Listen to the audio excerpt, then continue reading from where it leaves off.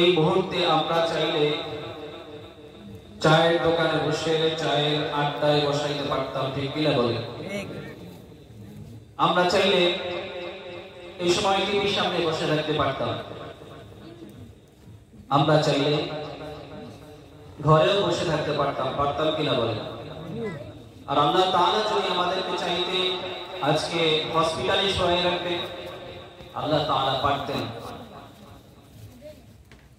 আমার যত বড় নিয়ত থাকুক না কেন, মাহফিলের পোস্টার দেখেছি,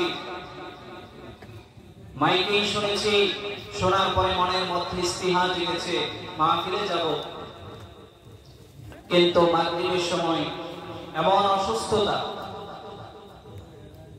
সন্তান তাড়াতাড়ি অ্যাম্বুলেন্স খবর দেয় বাবা অসুস্থ হয়ে পড়েছে, সাথে সাথে বাবাকে নিয়ে হসপিটালে ভর্তি করেছে।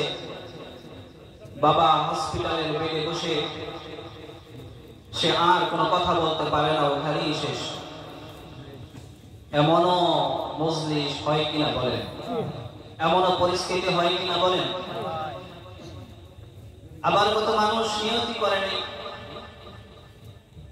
শুনছে পতাং এখানে মাদ্রাসা আছে, মাদ্রাসায় আবার নাকি মাহফিল দিছে, সেখানে আবার কুয়াকাটা থেকে বরিশাল থেকে বক্তা দাওয়াত দিয়ে আনলে গায়ের মধ্যে জ্বালা পালা শুরু হয়ে গেছে। আল্লাহ কয় দাঁড়া, তোরে আমি ধরতেছি। আল্লাহ এমন একটা পেটে অসুখ দিয়ে দিয়েছে যে সাথে সাথে এমন ডায়রিয়া শুরু হয়েছে, ডায়রিয়া ঠেলায় সে হসপিটালে শোয়া, হসপিটালে শুয়ে যা, তোর এই মাহফিলের কিছু শোনারই প্রয়োজন নাই, মাহফিলের আওয়াজ তোর কানেই যাবে না, তুই হসপিটালে শুয়ে তুই এই বেডে শেষ হয়ে যা। এমনও হয় কিনা বলেন? কিছু মানুষ আছে না যে মাহফিল দেখলেই গা জ্বলে, ইসলামী অনুষ্ঠান দেখলেই গা জ্বলে, মাদ্রাসা দেখলেই গা জ্বলে, মসজিদ দেখলেই গা জ্বলে। সাবধান হয়ে যান, প্রত্যেকটা মুসলমানের অন্তরে ইসলামের দ্বিধা, ইসলামের তাদের স্পৃহা তাদের মনের ভিতরে আছে, মাদ্রাসার ভালোবাসা আছে, মসজিদের ভালোবাসা আছে। এই ভালোবাসা আছে বিদায়ী আজকে বাংলাদেশে সব জায়গায় মাদ্রাসায় ভরপুর, মসজিদ দিয়া ভরপুর। ঢাকার শহরকে মসজিদের শহর বলা হয়, এটা এইটার কারণে যে মানুষের মধ্যে এখনো ইসলামের স্পৃহা, ইসলামের ভালোবাসা আছে, ঠিক কিনা বলেন? কিন্তু যারা এই ইসলামকে বিদ্বেষিত করে, ইসলামকে ঘৃণা করে, মসজিদকে ঘৃণা করে, মাদ্রাসাকে ঘৃণা করে, উলামায়ে কেরামকে ঘৃণা করে, এমন মানুষ যারা আজকে বাংলাদেশে বসবাস করবে, আমি ধিক্কার দিয়ে তাদেরকে বলতে চাই, আজকের মজলিস থেকে তাদেরকে বলতে চাই, তুমি মাদ্রাসার দিকে যতই তাকাও না কেন, মসজিদের দিকে যতই তাকাও না কেন, আরে আরে যত চোখে তুমি তাকাও না কেন, আনন্দের ব্যাপারে তুমি যত কিছুই বলো না কেন, তোমারও একদিন উপস্থিত হবে, তোমারও একদিন আল্লাহ তাআলার সামনে দাঁড়াতে হবে। ওই সময় আল্লাহ তাআলার সামনে দাঁড়িয়ে তোমার জবাব দিতে হবে, আর বাংলার মানুষও তোমার থেকে জবাব নেবে। তুমি এই বাংলাদেশে থাকার অধিকার তুমি রাখো না, ঠিক কিনা বলেন?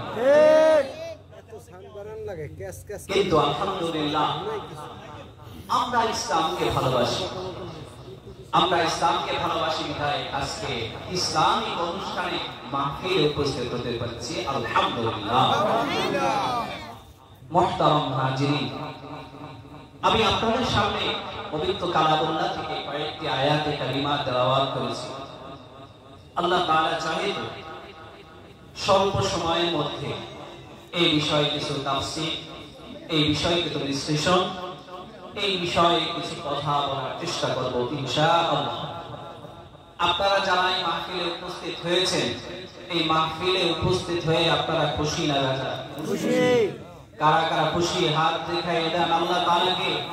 আল্লাহ তাআলা এইগুলো ছবি তুলে রাখতেছেন, আল্লাহ তাআলা দেখতেছেন বান্দা মাহফিলে এসে আল্লাহ তাআলার ডাকে সাড়া দিয়ে দুই হাত উঁচু করে বলতেছে, আয় আল্লাহ, আমরা তোমাকে ভালোবাসি, তোমার হাবিবকে ভালোবাসি, কোরআনকে ভালোবাসি, মসজিদকে ভালোবাসি, মাদ্রাসাকে ভালোবাসি, তোমার ভালোবাসায় এখানে উপস্থিত হয়েছি। আয় আল্লাহ, তুমি আমাদেরকে কবুল ও মঞ্জুর করে নিও বলে আমিন। হাত নামাই।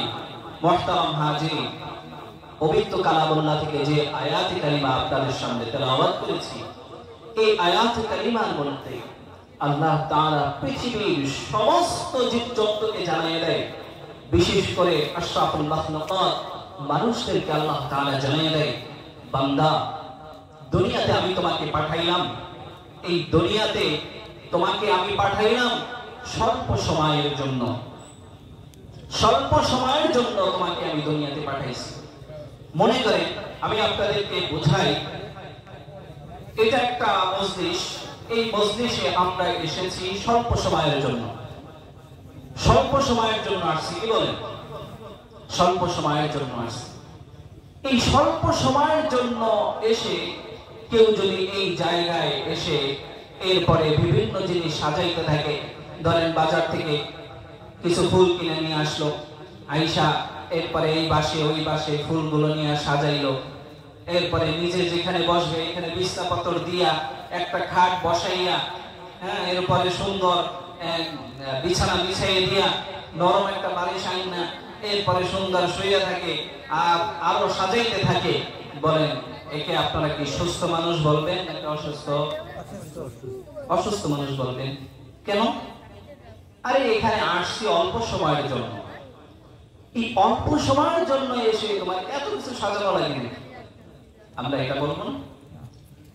আল্লাহ রাব্বুল আলামিন পবিত্র কালামুল্লাহর মধ্যে মানুষদেরকে জানিয়ে দেন, আল্লাহ তাআলা বলেন কুল্লু নাফসিন যায়িকাতুল মাউত। আল্লাহ তাআলা বলেন, ও আমার বান্দারা, ও আমার বান্দারা, তোমরা শুনে রাখো, শুনে রাখো, প্রত্যেকটা প্রাণীকে এই দুনিয়ার জমিন থেকে বিদায় নিতে হবে, প্রত্যেকটা মানুষকে মৃত্যুর স্বাদ তোমাকে আস্বাদন করতে হবে। প্রত্যেকটা মানুষ এই দুনিয়ার জমিন থেকে চলে যাবে, কেউ দুনিয়াতে থাকবে না, দুনিয়াতে থাকার জায়গা না, দুনিয়াতে তা বসবাস করার জায়গা না, আমাদের বসবাস করার জায়গা হলো জান্নাত। প্রত্যেকটা মানুষ এই জান্নাতের ভিতরে যাবে, প্রত্যেকটা মানুষের জন্য আল্লাহ তাআলা এক একটা কইরা জান্নাত নির্ধারিত করে রেখেছেন। সুবহানাল্লাহ। কয়টা কইরা? একটা কইরা জান্নাত সবার জন্য আল্লাহ তাআলা নির্ধারণ করেছে। চাই সে মুসলমান হোক, চাই হিন্দু হোক, আর খ্রিস্টান হোক, আর ইহুদি হোক, প্রত্যেকটা মানুষের জন্য আল্লাহ তাআলা এক একটা জান্নাত নির্ধারণ করে রেখেছে। যখন কোন মুমিন বান্দা ঈমানের সাথে চলে, যখন কোন মুমিন বান্দা আল্লাহ তাআলার হুকুম মোতাবেক চলে, যখন কোন মুমিন বান্দা আল্লাহ তাআলার গোলামি করে, ওই মানুষটা হয়ে যাবে জান্নাতের মালিক। আমার আল্লাহ তাআলা বলেন, যেই মানুষটা আমার গোলামি করবে, আমার হুকুম মানবে, ওই মানুষটাকে আমি একমাত্র জান্নাত দিয়ে থাকবো। অন্যথায় দুনিয়ার কোন মানুষকে আল্লাহ তাআলা জান্নাত দিবেন না। সব মানুষের জন্য যদিও নির্ধারণ করে রেখেছেন, কিন্তু আমার আল্লাহ তাআলা সবাইকে জান্নাত দিবেন না। কারণ জান্নাত ওই ব্যক্তিকেই দেবেন যার মধ্যে ঈমান নামক দৌলত থাকবে। এই জন্য প্রত্যেকটা মানুষ এই দুনিয়া ছেড়ে চলে যাবে, আমাদের বাড়ি হবে জান্নাত, ওই জান্নাতের বাড়ি আমাদের জন্য অপেক্ষা করতেছে। আমার আল্লাহ তাআলা এই দুনিয়ার জমিনটাকে একটি পরীক্ষা স্বরূপ দুনিয়ার মধ্যে আমাদেরকে পাঠিয়ে দিয়েছে। দুনিয়ার মধ্যে আসবো, দুনিয়ার মধ্যে এসে পরীক্ষার হলে বসে পরীক্ষা দিতে থাকবো। ওই পরীক্ষা দিয়ে যখন আমি পরীক্ষা শেষ করে যখন আমার মৃত্যু চলে আসবে, আমার আল্লাহ তাআলা কোরআনের মধ্যে বলেন, কুল্লু নাফসিন যায়িকাতুল মাউত ওয়া ইন্নামা তুওয়াফাউনা উজুরাকুম ইয়াওমাল কিয়ামাহ। এই দুনিয়ার জমিন থেকে তোমাকে চলে যাইতে হবে, চলে যাইতে হবে। তোমাকে আমি থাকার জন্য এই দুনিয়াতে পাঠাই নাই, দুনিয়াতে বসবাস করার জন্য আমি তোমাকে পাঠাই নাই, পাঁচতলা বিল্ডিং করার জন্য আমি তোমাকে দুনিয়ার মধ্যে পাঠাই নাই, আমি তোমাকে বড় বড় চাকরি করার জন্য দুনিয়াতে পাঠাই নাই, তোমাকে পদ পদবীর জন্য আমি তোমাকে দুনিয়াতে পাঠাই নাই, তোমাকে চেয়ারম্যান বানানোর জন্য আমি দুনিয়াতে তোমাকে পাঠাই নাই, এমপি মন্ত্রী মন্ত্রী বানানোর জন্য আমি তোমাকে দুনিয়াতে পাঠাই নাই, তোমাকে আমি দুনিয়ার মধ্যে পাঠাইছি এই জন্য ওমা খালাকাতুল জিন্না ওয়াল ইনসা ইল্লা লিয়াবুদুন। আল্লাহু আকবার। একমাত্র আল্লাহ তাআলার গোলামি করার জন্য দুনিয়ার জমিনে মানুষকে এবং জিন জাতিকে আল্লাহ তাআলা পাঠাইছেন একমাত্র আল্লাহ তাআলার গোলামি করার জন্য। এই জন্য এই দুনিয়ার জমিন আমার থাকার জায়গা না। প্রত্যেকটা মানুষের একদিন না একদিন মৃত্যুবরণ করতে হবে, এটা বিশ্বাস করি কিনা? পাগলে বিশ্বাস করে? কি বলেন, পাগলে বিশ্বাস করে? তো বড় লোকে, গরিবে, ধনী, এমপি, মন্ত্রী, চেয়ারম্যান, কথা বলেন না কেন? বিশ্বাস করে কিনা? ইহুদি, খ্রিস্টান, হিন্দু, বৌদ্ধ, মুসলমান সবাই বিশ্বাস করে। সবাই তো বিশ্বাস করে এই দুনিয়ার জমিনে থাকার জায়গা না। তাহলে এত কিছু কেন?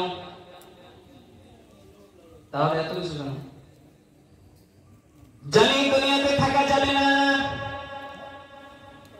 জানি পাঁচতলা বিল্ডিং এ ঘুমানো যাবে না, জানি অফিসের বড় অফিসার হলে অফিসে আমি বেশি দিন টিকবে না, এটা আমি জানি।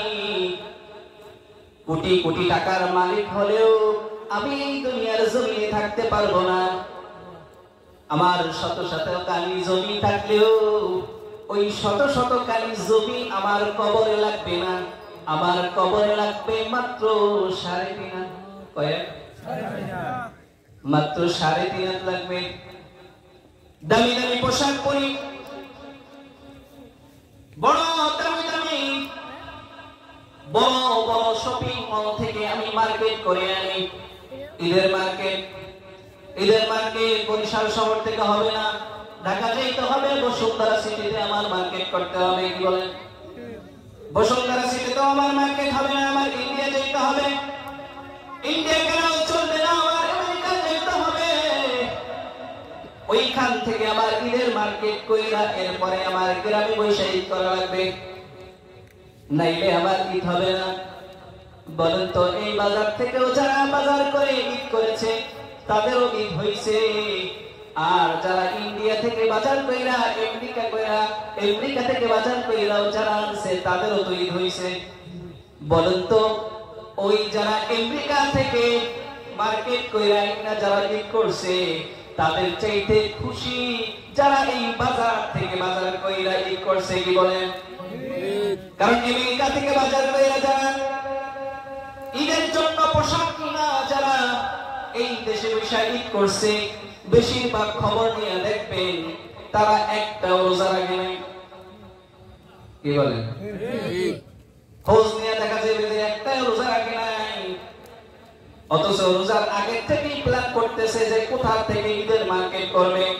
আরে ঈদের মার্কেট তো তোমার জন্য না, ঈদ তো তোমার জন্য না, ঈদ তো ওই ব্যক্তির জন্য যেই ব্যক্তি আল্লাহ তাআলার হুকুম মেনে রমজানের 30টা রোজা পরিপূর্ণভাবে রেখেছে তার জন্য। কি বলেন? আমি কি মিথ্যা কথা বলতেছি? যারা সারা রমজান রোজা রেখেছে, হামেশার পিছনে বসে যারা তারাবিহ আদায় করেছে, তাদের জন্য হলো ঈদ। আল্লাহর রাসূল বলেন, রোজাদারের জন্য দুইটা খুশির সময়। একটা হলো যখন রোজাদার ইফতারি করে, আর একটা সময় হলো যখন ঈদের সময় হয়। এই জন্য এই দুনিয়ার জমিনে থাকা যাবে না। আমার আল্লাহ তাআলা বলেন, এই দুনিয়ায় থেকে তুমি যতই আমল করতে করো না কেন, এই দুনিয়ার জমিনে তুমি থাকতে পারবে না। তুমি যদি আমার গোলামি করো, আমার ইবাদত করো, আমার হুকুম মানো, তাহলে তোমার মৃত্যুটা হবে আসান। তোমার মৃত্যুটা হবে আসানের সাথে। সবার মৃত্যুর সময় কষ্ট হয় না, মৃত্যুর যন্ত্রণা সবারই হয়, কিন্তু সবাই অনুভব করবে না, সবাই অনুভব করবে না। মুমিন বান্দারও মৃত্যুর যন্ত্রণা হয়, কিন্তু মুমিন বান্দা মৃত্যুর যন্ত্রণা অনুভব করে না। আবার কাফেরেরও মৃত্যুর যন্ত্রণা হয়, ওই কাফের মৃত্যুর যন্ত্রণা অনুভব করতে পারে। আবার রাসূল সাল্লাল্লাহু আলাইহি ওয়াসাল্লাম বলেন, যে ব্যক্তি আল্লাহ তাআলার গোলামি করবে, আল্লাহ তাআলার হুকুম মানবে, ওই ব্যক্তির মৃত্যুর যন্ত্রণা আল্লাহ তাআলা এত সহজ করবেন যেন একটা মানুষ, একটা মুমিন বান্দা যেন সজাগ থেকে সে আবার ঘুমের মধ্যে চলে গেছে। সুবহানাল্লাহ, সুবহানাল্লাহ। আমাদের মৃত্যু কেমন হইতে চাই? মুমিনের মৃত্যু না কাফেরের মৃত্যু? আমাদের মৃত্যু হবে মুমিনের মৃত্যু।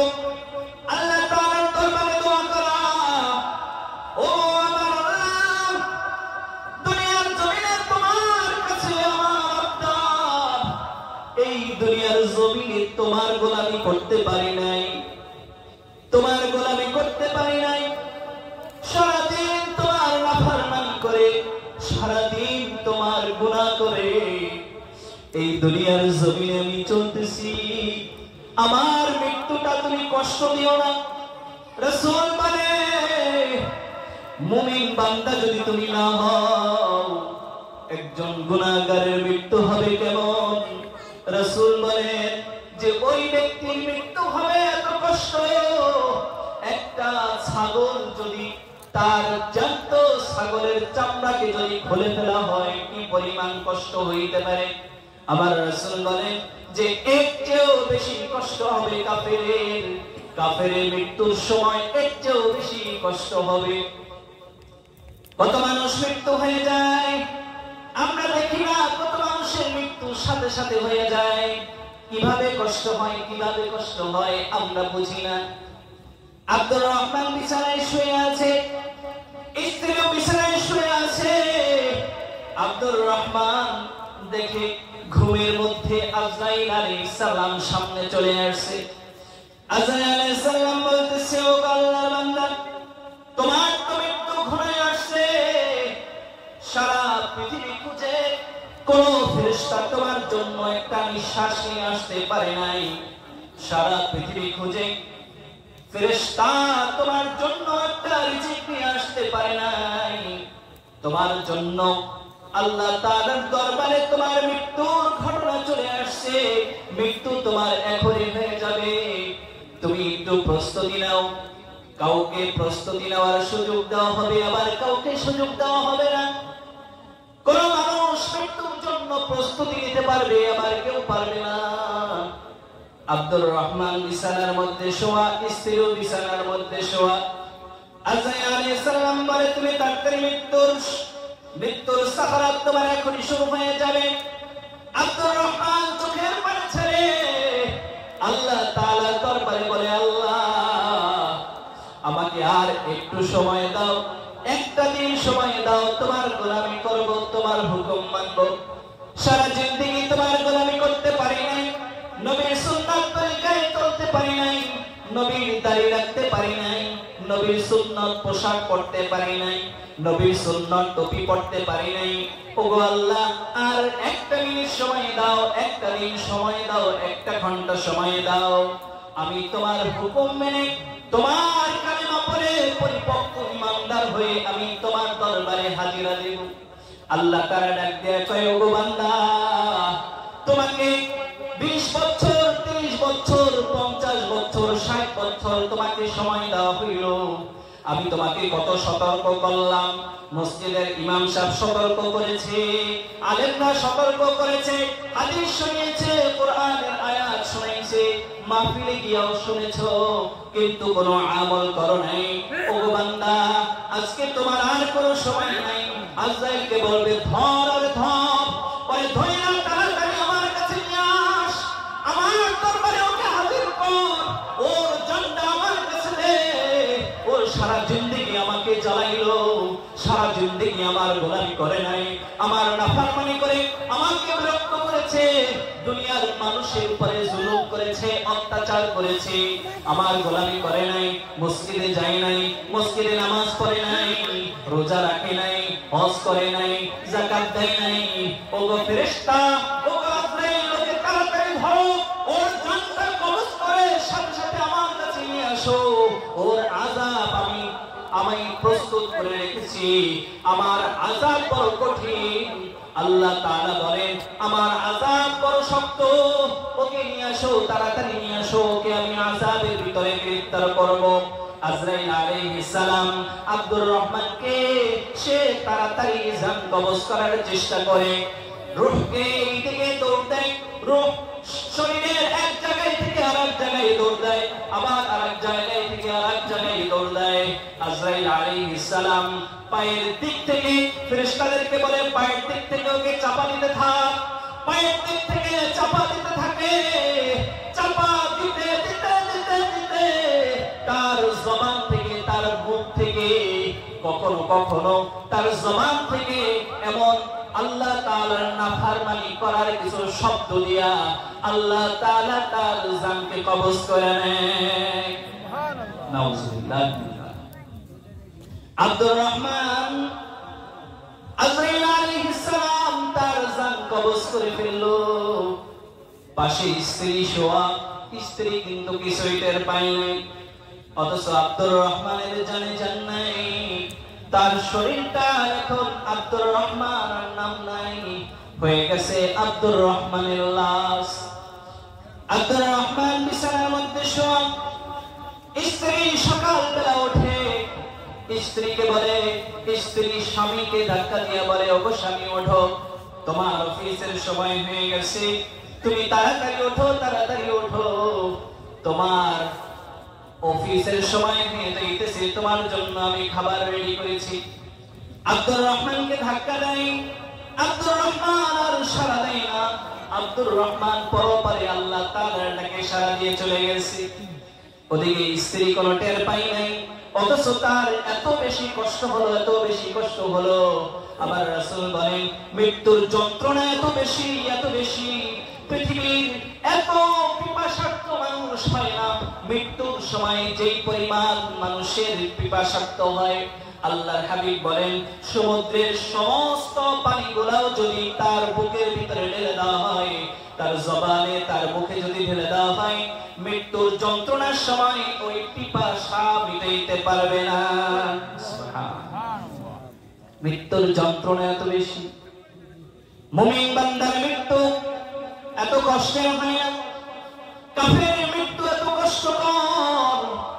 স্ত্রী ডাক দিয়ে কয়, ওগো আমার স্বামী, আমি তোমার জন্য কত কিছু করলাম, তুমি আমার জন্য কত কিছু করলাম। সন্তানেরা দৌড়ে আসে, ওগো আমার বাবা, ছোটবেলা থেকে কত আদর করে আমাকে তুমি লালন পালন করে তুমি আমাকে বড় করলা, মাথার ঘাম পায়ে ফেলে টাকা পয়সা কামাই করে আমাকে বড় করলা, আমার জন্য তুমি কত কষ্ট করলা, আমার জন্য ঘুমকে হারাম করলা, আমার জন্য তুমি নামাজ ছাইড়া দিলা, আমার জন্য তুমি যাকাত দাও নাই, আমার জন্য তুমি হজ করো নাই, আমার শান্তির জন্য তুমি বড় বড় ফ্ল্যাট, বড় বড় প্রাসাদ তুমি তৈরি করলা। ওগো আমার বাবা, আজকে তুমি আল্লাহর ডাকে সাড়া দিয়ে তুমি চলে গেলা, ওগো আমার বাবা, আমি কিভাবে চলবো? সন্তান কান্দে। আরে সন্তানের কান্না কোনো কাজে আসবে না, সন্তানের কান্না কোনো কাজে আসবে না, স্ত্রীর কান্না কোনো কাজে আসবে না। আমার তারপরে যারা আমার হুকুম মানবে, আমার নবীর সুন্নাত তরিকায় চলবে, ওই ব্যক্তি আব্দুর রহমান হোক আর আব্দুল করিম হোক, যেই হোক না কেন, আমার গোলামি করে যে কবরে আসবে, আমি আল্লাহ তাআলা তার জন্য কবরটাকে এত প্রসারিত করব, এত প্রসারিত করব।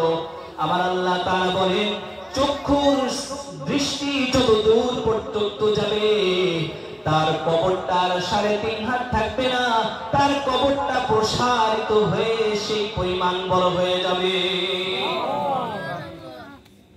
মুমিন বান্দা যখন কবরে রাখা হবে, মুমিন বান্দার জন্য কবর বানাবে।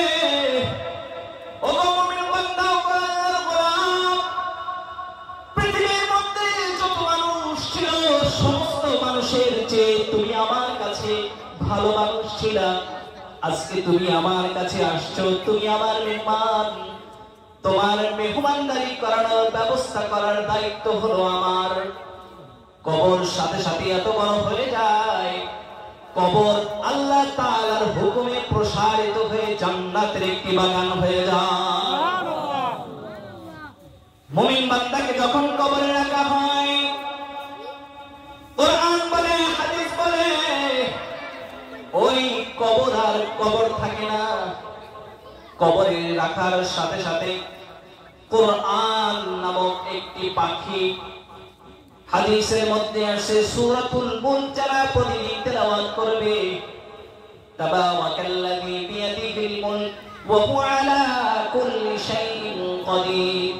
এই সূরা যারা প্রতিদিন ইশার পরে তেলাওয়াত করবে, আমার আল্লাহর হাবিব বলেন ওই ব্যক্তি মৃত্যু হওয়ার সাথে সাথে যখন কাফন পরানো হবে, কাফন পরানোর সাথে সাথে ওই তাবারাকাল্লাযী সূরাতুল মুলকের একটি পাখি, এমন একটি পাখি, তার এত সুন্দর একটি পাখি তার কাফনের মধ্যে চলে যাবে। কাফনের মধ্যে চলে গিয়ে সে বলবে, অভয় দিবে, ওগো আল্লাহর বান্দা, তোমার কোনো ভয় নাই, তোমার কোনো ভয় নাই, আমি তোমার সাথে আছি।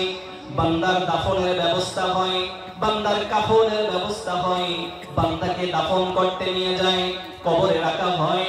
ওই পাখিটার সাথে সাথে কবরের সাথে যায়, কবরের ভিতরে তার সাথে চলে যায়।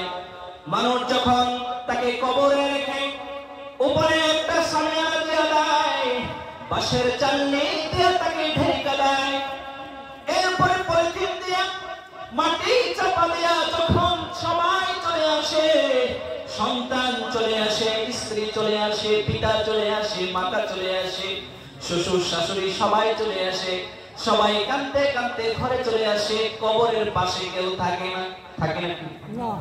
কবরের পাশে কেউ থাকে না।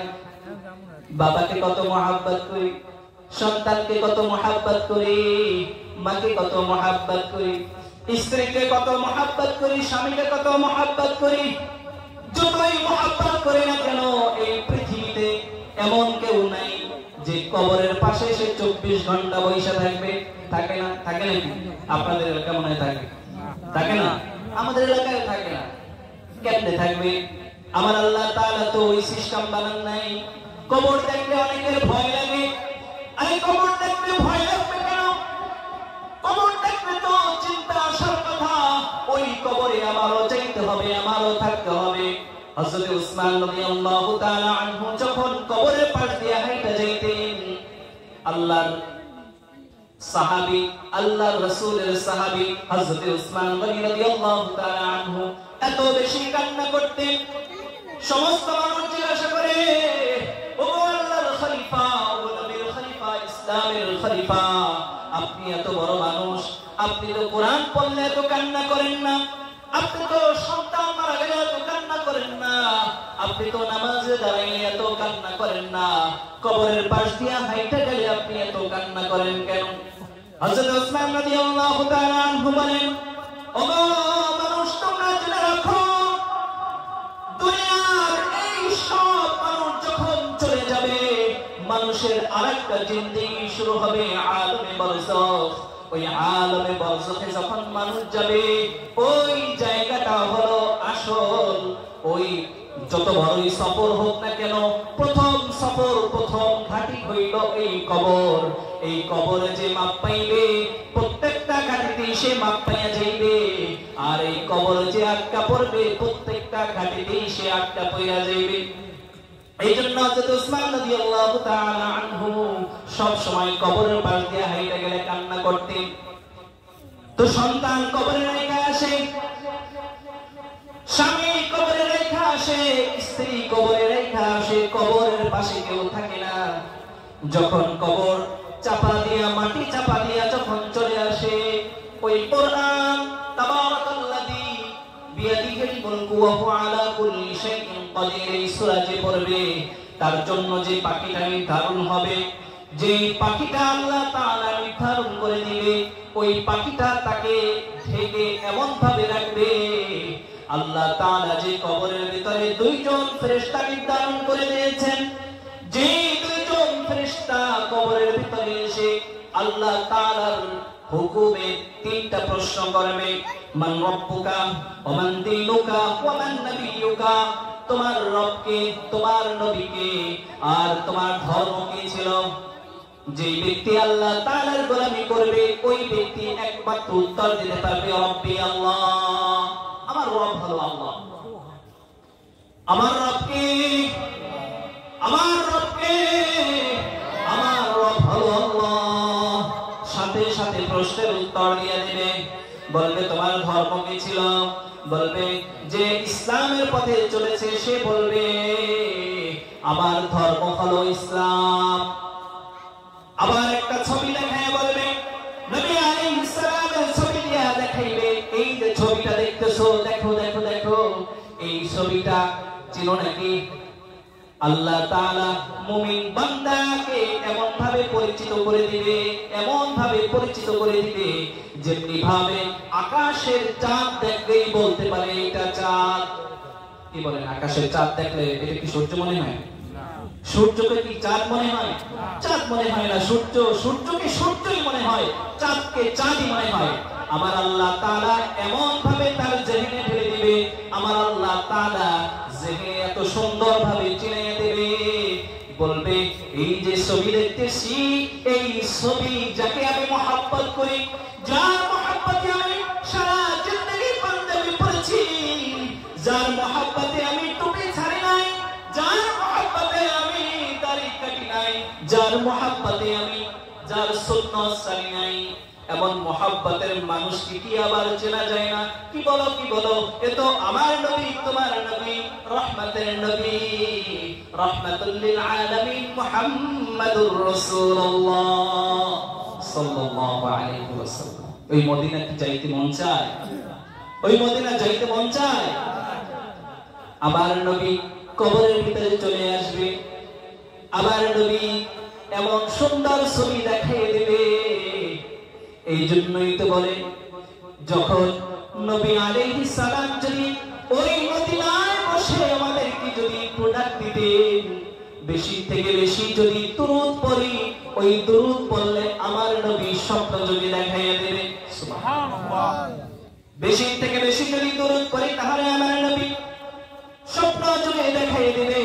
আমার নবী যদি আমাদেরকে কোলে লইতো, দেখে না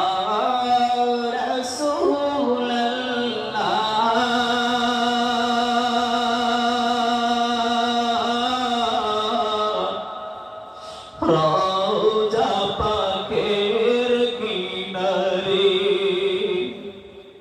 দেখে না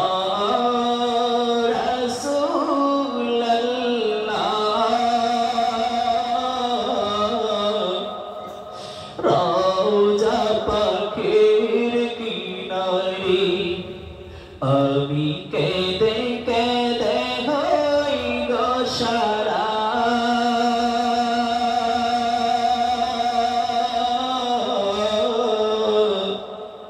রওজা পাকের কিনারে। দুই সাথীকে পাশে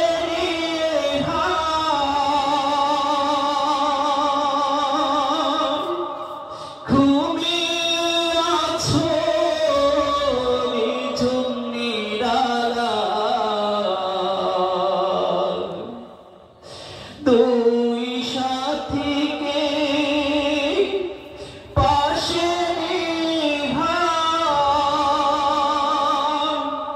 ঘুমিয়ে আছো নিঝুম নিরালায়, মোদের শুভে যায় সালাম,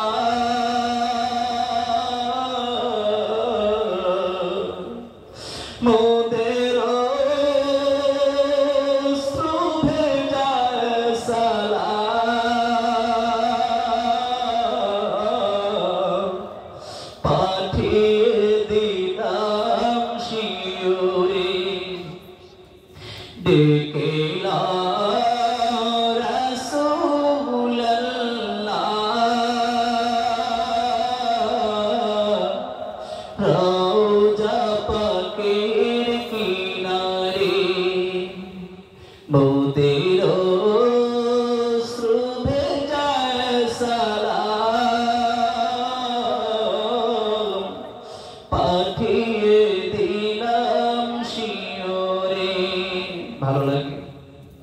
ভালো লাগে নবী আলাইহিস সালামকে দেখতে মন চায়। কত মানুষ এই যে যাইতেছে হজে যায়, হজে গিয়া এরপর আল্লাহ তাআলার ডাকে সাড়া দিয়ে লব্বাইক আল্লাহুম্মা লব্বাইক বলে, লব্বাইক আল্লাহুম্মা লব্বাইক লব্বাইক লা শারীকা লাক লব্বাইক ইন্নাল হামদা ওয়ান নি'মাতা লাক ওয়াল মুলক লা শারীকা লাক। কত ভালো লাগে। নবী আলাইহিস সালামের রওজা মুবারকে দাঁড়িয়ে বলবে আসসালাতু ওয়াসসালামু আলাইকা ইয়া রাসূলুল্লাহ, আসসালাতু ওয়াসসালামু আলাইকা ইয়া হাবিবাল্লাহ, আসসালাতু ওয়াসসালামু আলাইকা ইয়া শাফিউল মুজরিমিন, আসসালাতু ওয়াসসালামু আলাইকা ইয়া রাহমাতাল লিল আলামিন। গিয়া সালাম দিবে, আমার নবীকে কবরে দেখাইবে, দেখাই বলবে এই নাকি চিনো নাকি? বলবে আমার নবীকে আমি কত মহব্বত করি, কত ভালোবাসি, যার জন্য সারা জিন্দেগি কষ্ট করলাম, ওই কষ্টের বিনিময়ে আজকে আমার নবীকে দেখাইয়া বলতেছো এই ইনিকে তোমাকে তুমি চিনো নাকি? আরে তো হলো আমার নবী মুহাম্মদ আরবি, মুহাব্বতের নবী, ভালোবাসার নবী মুহাম্মদুর রাসূলুল্লাহ সাল্লাল্লাহু আলাইহি ওয়াসাল্লাম। এই প্রশ্নের উত্তর দেওয়া লাগবে। নবী আলাইহিস সালাম বলেন কবরের ভিতরে যখন রাখা হবে, ওই সূরাতুল তাবারাকাল্লাযী ওই পাখিটা এত সুন্দর ঢেকে তার ডানা দিয়ে ঢেকে রাখবে, মুনকার নাকির সেটাকে প্রশ্ন করবে তো দূরের কথা, তাকে খুঁজেই পাইবে না। ডাক দিয়া কইবে তুমি আবার কে? ওগো পাখি তুমি ডেকে বলো তুমি কে? এইখানে তো একজন বান্দা আল্লাহ তাআলার ডাকে সাড়া দিয়ে চলে আসছে, এই মাটি তো একজন আল্লাহর বান্দাকে শোয়াইয়ে রেখেছিল, ইনি কে? সেই ব্যক্তি কোথায়? বলে সেই ব্যক্তি তো আমার হুকুমে আমার কাছে আছে, আমার দায়িত্বে আছে, তোমাদের কি প্রশ্ন করার কথা তোমরা প্রশ্ন করে দাও, এই প্রশ্ন করে তোমরা তোমাদের কাজ সেরে চলে যাও। আমার এই বান্দা আল্লাহর কালাম পড়েছে, আল্লাহর কালামকে মুহাব্বত করেছে, মাদ্রাসাকে মুহাব্বত করেছে, মসজিদকে মুহাব্বত করেছে, হাফেজ কোরআনকে মুহাব্বত করেছে, মাদ্রাসার তালিবুল ইলমকে মুহাব্বত করেছে। ওগো ফেরেশতারা তোমরা শুনে রাখো, তোমাদের যা কাজ তোমরা কাজ সেরে চলে যাও, তোমাদের কাজের পরে আমার দায়িত্ব হলো তার জন্য জান্নাতের বিছানা তৈরি করে দেওয়া। তোমাদের কাজ সারার পরে আমার দায়িত্ব হলো তার জন্য জান্নাত থেকে বিছানা নিয়ে আসা, তার জন্য জান্নাত থেকে পোশাকের ব্যবস্থা করা।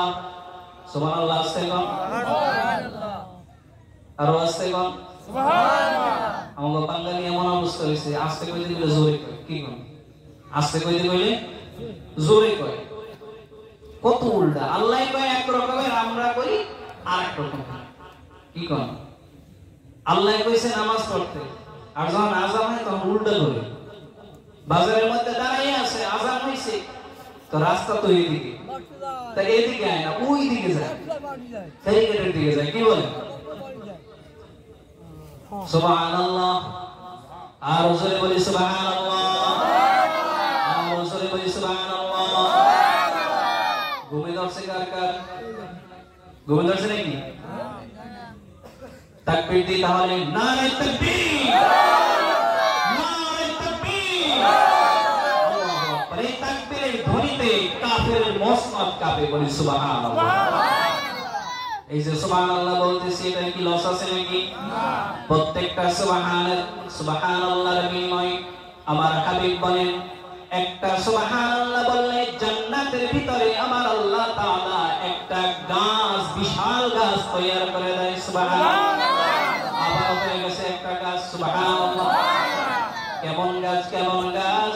আমার হাবিব বলেন, এত বড় গাছ, একটা আরবের তেজি ঘোড়া, আরবের একটি তেজি ঘোড়া যদি 500 বছর সে দৌড়াইতে থাকে, আমার আল্লাহ তাআলার জান্নাতের ওই একটা গাছের ছায়া সে অতিক্রম করতে পারবে না। এই জন্য কবরের ভিতরে বলতেছিলাম, কোরআনের সেই পাখি এমন সুন্দর ভাবে লিখে ফেলবে, মুনকার নাকির সেই প্রশ্ন করবে, প্রশ্ন করার পরে তাকে বলবে, ওগো আল্লাহর বান্দা, তুমি প্রশ্নের উত্তর দিতে থাকো, আমি তোমাকে সহযোগিতা করতে থাকব। মুনকার নাকির জিজ্ঞাসা করবে, মান রব্বুকা ওয়া মান নাবিয়ুকা ওয়া মান নাবিয়ুকা ওয়া মান দীনুকা। তিনটা প্রশ্ন করবে, সহযোগিতা করবে। সহযোগিতা করার পরে প্রশ্নের উত্তর সুন্দরভাবে দিয়া এরপরে মুনকার নাকিরকে বিদায় করে দিবে। মুনকার নাকির বিদায় হয়ে যাইবে। ওই জান্নাতের পাখি, ওই কোরআনের পাখি বান্দাকে ডেকে বলবে, ওগো বান্দা, ওগো বান্দা, তুমি এত চিন্তিত কেন? তোমার চিন্তার কোনো কারণ নাই। তুমি কোরআনকে ভালোবাসো, তুমি পতান মাদ্রাসাকে ভালোবাসো, তুমি পতান মসজিদকে ভালোবাসো, ছাত্রদেরকে ভালোবাসো, উস্তাদকে ভালোবাসো, উলামায়ে কেরামকে ভালোবাসো, মাহফিলকে ভালোবাসো, দ্বীনি কার্যক্রম মহব্বত করছো, ভালোবাসো। তোমার কোনো চিন্তা নাই, তোমার কোনো চিন্তা নাই। এই দুনিয়া তোমার শেষ হবে, এই জগৎ তোমার শেষ হবে। তোমার জন্য আরেকটা জগৎ হবে, হাসরের ময়দান। ওই জগতে তোমার কোনো চিন্তা নাই। লা তাহজান ইন্নাল্লাহ মা'না। তোমাদের কোনো চিন্তা নাই, তোমার কোনো চিন্তা নাই, আমাদের কোনো চিন্তা নাই। আমাদের জন্য রয়েছে পরকালে এত সুন্দর জান্নাত, যেই জান্নাতের তলদেশ দিয়া জান্নাতিন তাজরি মিন তাহতিহাল আনহার, যেই জান্নাতের তলদেশ দিয়া নহর প্রবাহিত হবে, এমন জান্নাত আমাদের জন্য আল্লাহ তাআলা নির্ধারণ করে রাখছে। ওগো আল্লাহর বান্দা, তুমি শুনে রাখো, তোমার কোনো চিন্তা নাই, তোমার কোনো চিন্তা নাই। তোমার জন্য আমি তোমার অপেক্ষায় থাকবো, তোমার গার্ড হিসাবে আমি কাজ করতে থাকবো, গার্ড হিসাবে তোমাকে আমি তোমার পথ চলবো। তুমি জেনে রাখো, তোমাকে জান্নাতে পৌঁছানোর আগ পর্যন্ত তোমার থেকে আমি দূরে সরব না। কোরআনকে মহব্বত করলে লাভ না লস? কোরআনকে মহব্বত করলে লস না লাভ? মসজিদকে মহব্বত করলে লস না লাভ? মাদ্রাসাকে মহব্বত করলে লস না লাভ? শুধুই লাভ আর শুধুই লাভ। আমার আল্লাহ তাআলা এই কোরআন ওয়ালাদেরকে বলে, তোমার জন্য আমি জান্নাত তৈরি করে রেখেছি, ওই জান্নাত আমাদের জন্য অপেক্ষা করতেছে। মুমিন বান্দার জন্য বড় বড় পুরস্কার থাকবে, আর কাফেরদের জন্য শুধুই আযাব, শুধুই আযাব, শুধুই আযাব। কাফেরদের জন্য শুধুই আযাব আর শুধুই আযাব। এই শুধু আযাবের মধ্যে থাকা সম্ভব না। কাফের যখন মৃত্যু হবে, আজরাইল আলাইহিস সালাম আসবে। আজরাইল আলাইহিস সালাম এসে তাকে এমন ভাবে পাকড়াও করবে, সে সহ্য করতে পারবে না। কাফেরের মৃত্যু হবে যন্ত্রণাদায়ক। এরপরে যখন তাকে কবরের পথে নিয়ে যাওয়া হবে, কবরে তাকে রাখা হবে, ওই কবরটা হবে আগুনের কবর। ওই কবরটা হবে এমন কবর, কবরে রাখার পরে কবর বলবে, ওগো আল্লাহর দুশমন, ওগো আল্লাহর দুশমন, পৃথিবীর মধ্যে যত মানুষ ছিল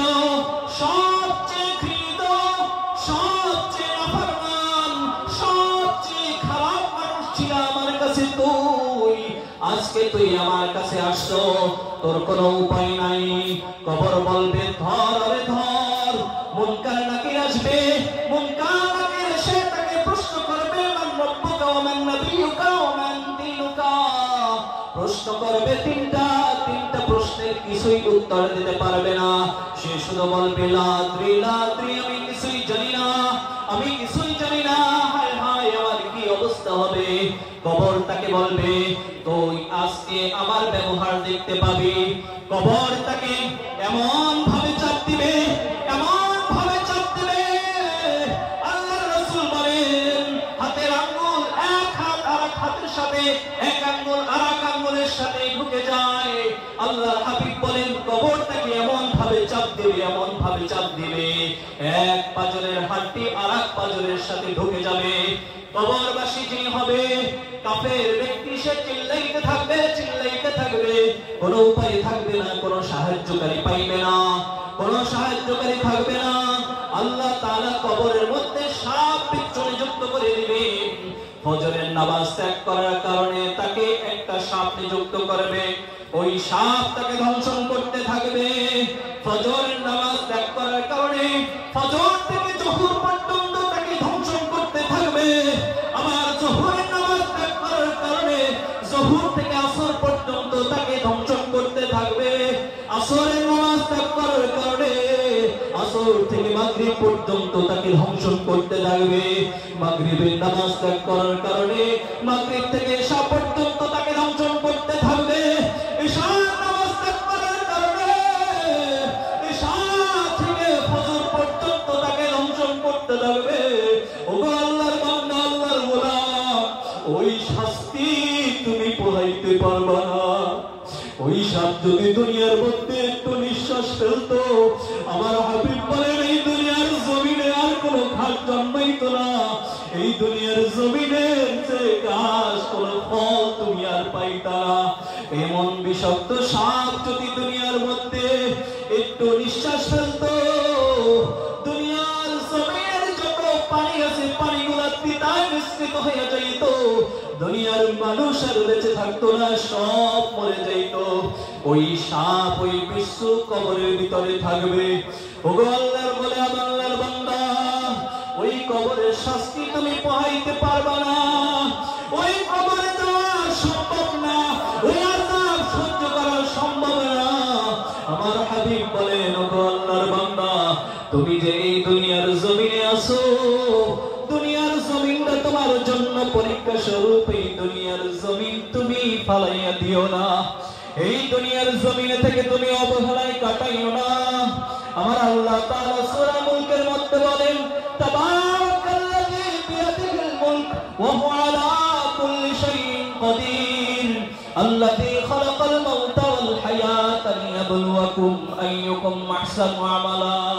আমার আল্লাহ তাআলা বলেন এই দুনিয়ার জমিনে আমি তোমাকে পরীক্ষার জন্য পাঠাই দিলাম গো বাবা, আমি তোমাকে পাঠাইলাম কে তোমাদের মধ্যে করবে উত্তম হয়, কে তোমাদের মধ্যে সুন্দর আমল করে, এটা দেখার জন্য আমি তোমাকে পাঠাইছি। আমি চাইলে তোমাকে জান্নাতে দিয়ে পারতাম, আমি চাইলে তোমাকে জাহান্নাম দিতে পারতাম। ওগো আল্লাহর বান্দা, আমি সরাসরি তোমাকে জান্নাতে দেই নাই, সরাসরি তোমাকে জাহান্নামে দেই নাই, আমি তোমাকে দুনিয়ার জমিনে পাঠাইয়া তোমাকে পরীক্ষা করলাম বান্দা।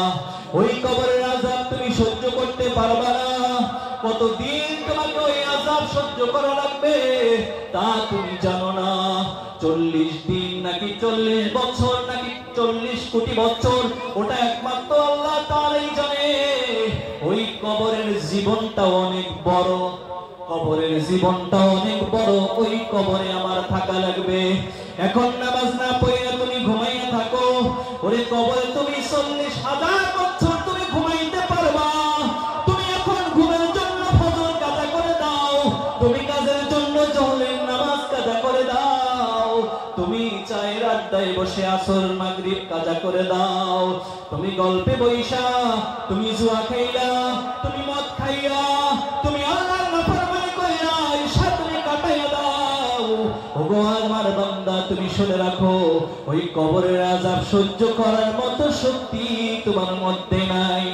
আমার আল্লাহ তাআলা বলেন ওয়ানফিখা ফিস-সূরি ফাসাইকা মান ফিস-সামাওয়াতি ওয়াল-আরদ, ওই কবরও তোমার থাকার জায়গা না, এই দুনিয়ার জমিনে তোমার থাকার জায়গা না।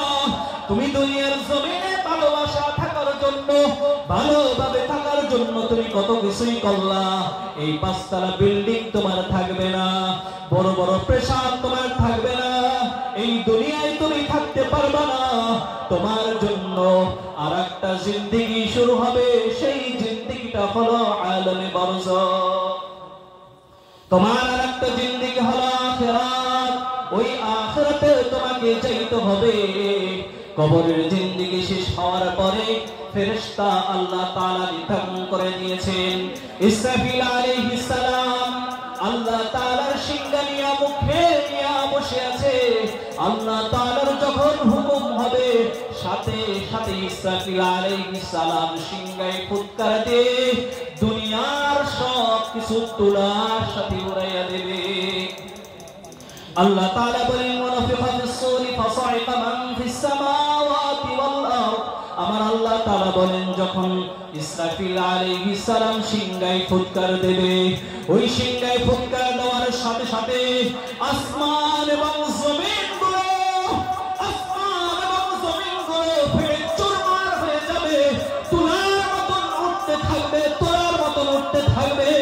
এই দুনিয়ার জমিনটার জমিন থাকবে না, দুনিয়ার জমিনটা আসমানটা ফাইটা তুলার মতো উঠতে থাকবে। আমার আল্লাহ তাআলা বলেন এই দুনিয়ার জমিনটার তখন ঠিক থাকবে না। আমার আল্লাহ তাআলা দুনিয়ার মানুষকে সব কিছু শেষ করে এরপরে আখিরাতের জিন্দেগিতে আমাকে নিয়ে যাবে। এই জন্য মুহতারাম হাজিরিন, ওই দুনিয়ার জিন্দেগি আমার আর থাকা যাবে না, আখিরাতের জিন্দেগিকে আমার যাইতে হবে। আখিরাতের জিন্দেগিতে যদি আমার ভালো কিছু করতে হয়, তাহলে আমার এই দুনিয়ার জমিনে থেকে আমার আমল করে যাইতে হবে। এই জন্য 5 ওয়াক্ত নামাজ, এই যে রমজান মাস আসছিল, পুরো মসজিদ ভরপুর ছিল। যারা নামাজি ছিল সবার কত ভালো লাগতো যে 5 ওয়াক্ত নামাজ, সব মানুষগুলো আযান শুনলে মসজিদে চলে আসে। আহা, রমজানের পরেও যদি এমন হইতো তাহলে কতই না ভালো হইতো, ঠিক কিনা বলে?